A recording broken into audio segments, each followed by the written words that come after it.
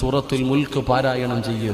അള്ളാഹു നമ്മുടെ ഖബർ ജീവിതം സന്തോഷത്തിലാക്കി തരും. അള്ളാഹു ഈമാൻ തരുമാറാകട്ടെ. 2 ഖുർആൻ സൂറത്തുൽ മുൽക്ക്, സൂറത്തു റഹ്മാൻ.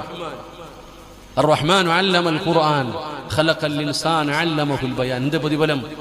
ഈ ഉസ്താദന്മാരെയും തങ്ങന്മാരൊക്കെ വരുമ്പോൾ പറയും, ഒന്ന് വീട്ടിൽ വാ ഉസ്താദ് ദുആ ചെയ്യാൻ. ഇല്ലേ, നമ്മളെ വീടുകളിലേക്ക് വിളിച്ചുകൊണ്ട് പോകും ദുആ ചെയ്യാൻ. എന്നാൽ സൂറത്തുൽ റഹ്മാൻ ഏത് വീട്ടിൽ പാരായണം ചെയ്യുന്നു ആ വീട്ടിലേക്ക് അള്ളാഹുവിന്റെ റഹ്മത്തിന്റെ മാലാഖമാർ ഇറങ്ങി വരും. സഹാബിയുടെ ചരിത്രമുണ്ട്. ഖുർആൻ ഓതിക്കൊണ്ടിരുന്നപ്പോൾ വീട്ടിൽ കെട്ടിയിരുന്ന ഒട്ടകവും കുതിരയൊക്കെ കിടന്ന് ചാടാൻ തുടങ്ങി.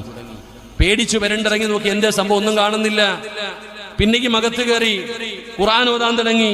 പിന്നെയും ഈ മൃഗങ്ങൾ കിടന്ന് ചാടുന്നു. അവസാനം ഖുർആൻ ഓതൽ നിർത്തി. പിറ്റേ ദിവസം നബി തങ്ങളുടെ മുമ്പിൽ ചെന്ന് അത്ഭുതത്തോടെ പറയുമ്പോൾ അള്ളാന്റെ റസൂൽ സല്ലല്ലാഹു അലൈഹി വസല്ലം തങ്ങൾ ചോദിച്ചു, ഏത് സൂറത്താ ഓതിയെ? സൂറത്തുർ റഹ്മാൻ.